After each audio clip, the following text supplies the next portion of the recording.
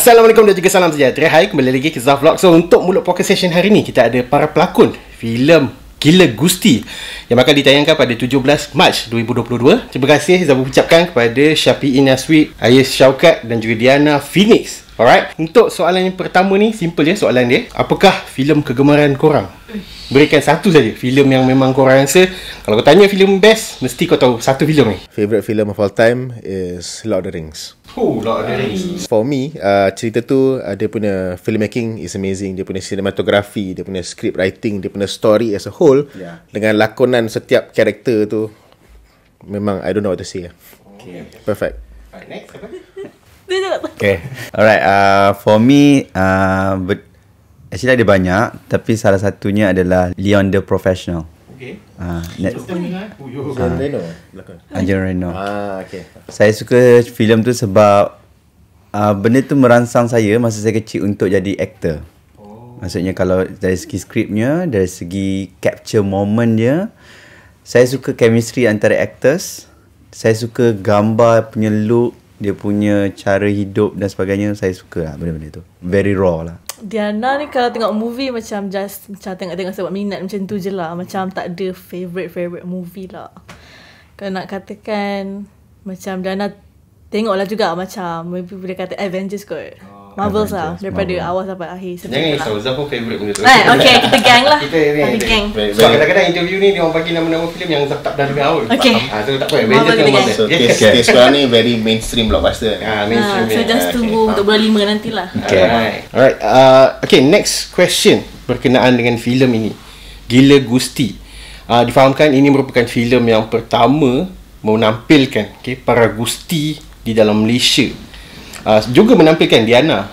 Diana merupakan wanita pertama berhijab di dalam kerjaya wrestling ni kan. Tanya pada Ayes lah. Ayes sebagai seorang yang mencipta, idea asal filem ni datangnya daripada Ayes sendiri kan. Kenapa nak buat filem ni dan why pilih this cast member? Kenapa Syafi'i, kenapa Diana semua ni kan? Idea untuk Gila Gusti ni adalah satu benda yang dah lama adalah. So basically memang niat nak buat satu filem pasal wrestling. Sebab wrestling dekat Malaysia ni walaupun dah 7 tahun tapi masih ramai orang tak tahu lagi. So one of the cara untuk kita nak buat wrestling ni lebih dikenali ialah keluarkan melalui platform mainstream, which is through cinemas lah. So di situ terdapat idea nak buat filem pasal wrestling. Tapi Gila Gusti ni actually kalau secara jujurnya, saya sendiri macam it's not my kind of movie. So bila I buat skrip ni, I'm thinking of my sponsors and investors. Sebab kita sebagai seorang director tak boleh shot sendirilah. Kalau shot sendiri memang my movie ni jenis yang macam konon-konon what I want lah. But kita kena also fikirkan pasal apa yang will make money back for the producers. So saya buat satu skrip yang ada elemen pasal wrestling as the main theme. Tapi pada masa yang sama, dia adalah sejenis skrip yang mainstream, yang mungkin mass Malaysian market akan suka, akan minat lah. It's very light hearted, very ringan and very something yang families can enjoy.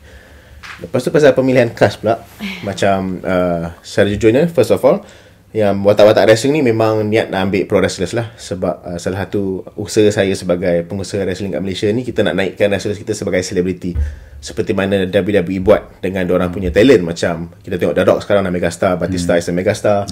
Dan WWE pun ada WWE Studios. Filem-filem dia semua dia ambil wrestlers diorang sendiri untuk dinaikkan sebagai selebriti. So that's one of my effort lah. So daripada segi pelakon yang lain seperti Syafi'i Naswi, memang secara jujur saya jangan kembang memang minat lakonan dia lah. Memang saya minat lakonan dia daripada Muhsin lagi. I've been following his career. And ada pernah sekali juga masa dia muda lagi, saya pernah choreograph dia buat fighting. Lepas tu bila tengok dia on set, I was like, Muhammad ni very easy to work with. Lepas tu dia very humble, dia dengar cakap. So this is the kind of person yang I want to work with in my first film. Sebab tu ambil dia lah. So we also need strong supporting cast. Sebab tu ada Datuk Tera Hasan, ada Pekin Ibrahim, ada Zubatan. But at the same time juga, macam saya cakap tadi, to be honest, influencers ni is not my decision.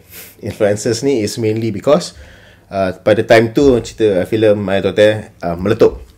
So otak-otak macam investor semua ialah influencer, YouTuber. So you need to put in these guys inside. They might pull more people to watch. So kita faham lah. So we have to make them happy. That's why kita selectkan watak-watak lain ni with influencers. And for me, kita dengan casting director Syahir, they choose these people yang I feel physically sesuai dengan watak. But untuk watak utama lah, macam watak si Aisyah tu, saya memang pilih dia untuk ganding dengan dengan Syafiq sebab satu, the differences in character. Macam dia ni orang cakap, kita tengok secara fizikal pun dah berbeza. Dia vertically challenge. Lepas tu seorang lagi tu tinggi macam tiang. Lepas tu dia ni is your hero Melaya, seorang lagi tu macam model Arab. So, and also at the same time, I nak show yang your hero does not have to be a strong, doesn't have to be a tall, fair, handsome person. He can also be a hero Melaya kind of look. So sebab tu I gandingkan mereka berdua. That's the reason why I choose Aisyah to be your partner lah. Okay, untuk Syafi'i, ini merupakan filem selepas beberapa filem waktu pandemik dulu. Kita ada kenderaan berat kiri. Kenderaan ikut kiri. Dan ini merupakan filem pertama untuk tahun 2022. So boleh ceritakan tak sedikit pengalaman perbezaan bekerja dengan produksi filem dengan wrestler? So ini adalah kali pertama mungkin sebelum ni pernah terlibat dengan fighting sequence, banyak belajar dengan orang kan. So untuk filem ni apa beza ni production kali ni dengan sebelum ni? Saya dah bekerja dengan ramai orang juga, dan setiap orang yang saya kerja tu ada cara atau kognitif yang berbeza kan.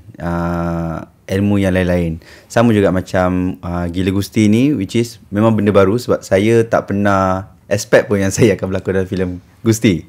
Dan saya tak sangka pun saya akan ada adegan yang saya perlu buat Gusti tu kan. Jadi satu benda yang is good lah untuk actor. Kita kena push kita punya limit. Benda yang kita tak pernah buat, kita kena buat. Jadi ke tak jadi ke, benda tu di luar kuasa kita. Sebab saya selalu pegang apa yang Yasmin Ahmad cakap dengan saya, jangan hadkan diri kita. Buat je apa yang kita nak buat. Kalau dia jadi, itu bonus. Tapi kalau tak jadi, itu kita kena belajar lagi lah. Kena keep push diri kita. Jangan give up. Bila saya dapat berlakon dalam cerita ni, dapat jumpa dengan ramai-ramai orang-orang yang hebat ni, secara tak langsung, saya belajar banyak benda lah. Boleh tak ceritakan sikit dengan Zaf, berapa persen Syafi'i terlibat dalam stunt dalam filem ni? Sebab tadi kan dalam scene dekat atas gelanggang semua tu, ada yang kena hempas semua kan. So banyak tak scene yang memang physically menggunakan Syafi'i?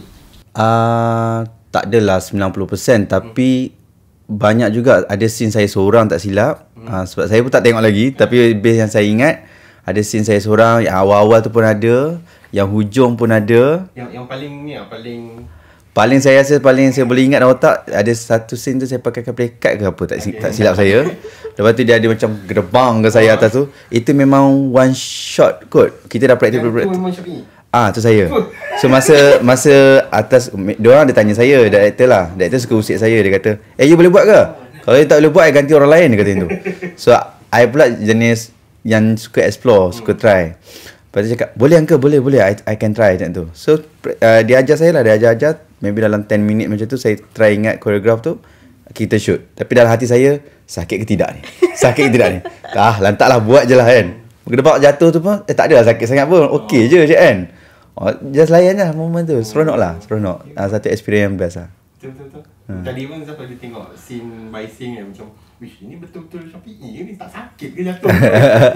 Okay. Right, next, Tiana.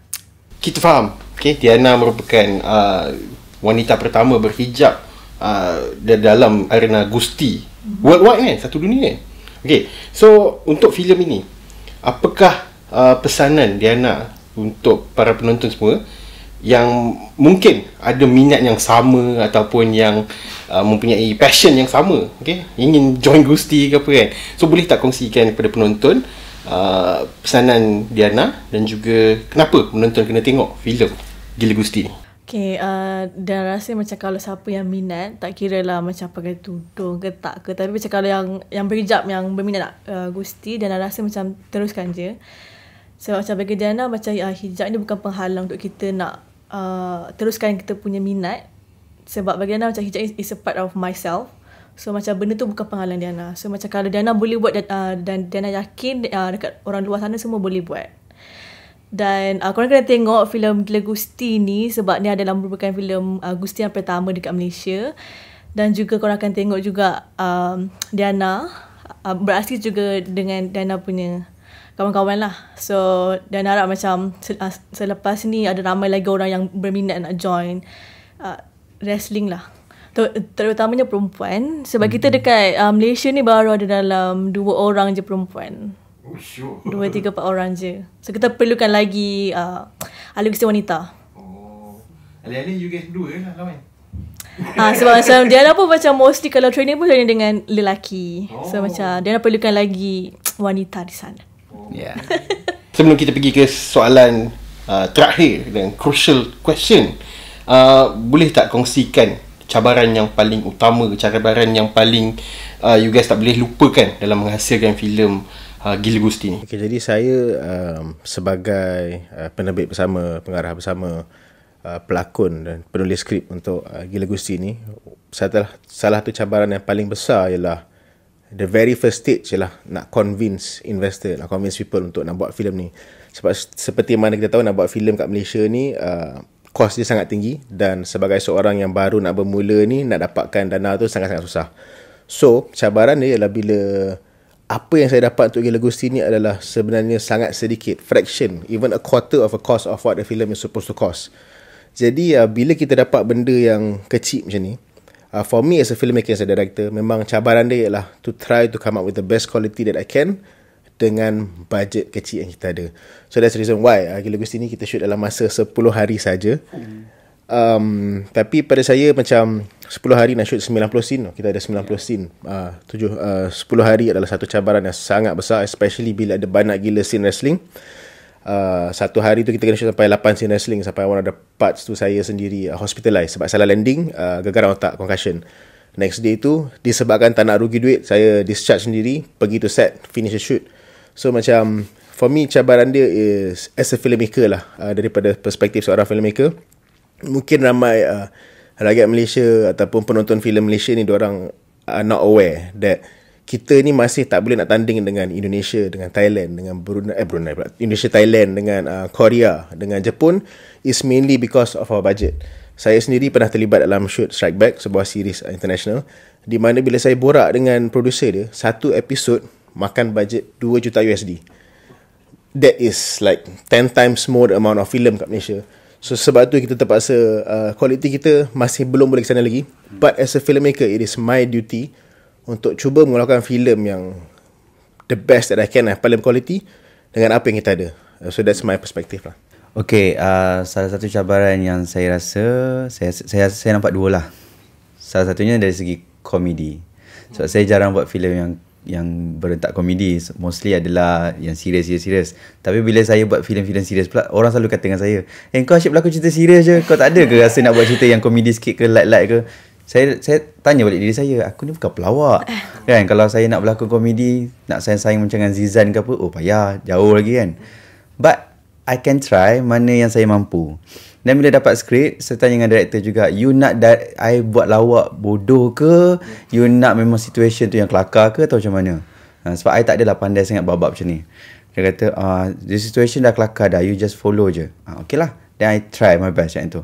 So dari segi ada scene fighting juga saya suka. Lepas tu cabaran kedua adalah dari segi sebab masa tu pandemik. Maksudnya memang baru je dapat pelepasan untuk shooting. So of course dari segi preparation, nak rehearsal ke apa, kita takkan ada terus masuk set. Dekat set baru kita rehearsal. Dan dekat set pun macam dalam gelanggang tu ada ramai extra dan sebagainya. Of course sebenarnya dalam hati risau juga sebab COVID kan. Tapi ni je lah orang kata, bersihkan je hati, insyaAllah tak ada apa macam tu. Itulah saya rasa dari segi-segi itulah. Tapi harap-harap abang nak tengok dah ke? Okay. So harap-harap okey lah, harap-harap semua okey. Nak tambah sikit je apa yang Syafi cakap tadi tu, pasal yang yang pasal tak ada rehearsal tu. Memang betul. Sebab because it's 10 days, sebab bajet kita minimum, kita tak boleh nak buat rehearsal sebelum shoot. Jadi semua benda tu kita memang buat on set itself.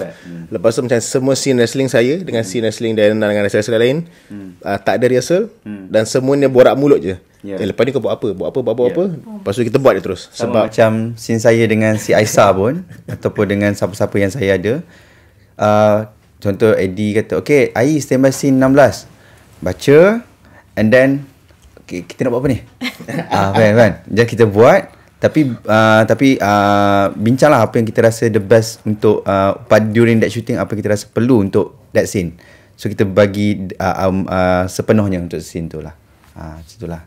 Sebab kita tahu time tu pun susah nak shoot balik kan. So itu antara cabaran lah. So otak nak kena cepat, lepas tu nak dapat chemistry nak kena cepat, benda-benda macam tu. Dia rasa cabaran untuk Diana sebab ni Diana punya first time berlakon. Sebab sebelum ni tak pernah berlakon lah. Sebelum ni Diana hanya buat stunt saja. So bila dapat tahu macam coach kata Diana kena berdialog, so Diana macam nervous lah. Sebab macam memang tak ada preparation semua. Dan semua benda belajar daripada coach lah. So hopefully Diana dah perform yang terbaik. Dan kalau tak pun Diana boleh cuba lagi. InsyaAllah. Alright, so thank you very much. Okay, kita pergi ke soalan crucial, soalan last berkenaan dengan industri perfilman, khususnya di dalam channel Pure Pixels ni kita buat review filem, okay. Kadang-kadang tu adalah hentaman ataupun backfire daripada pihak industri sendiri kan.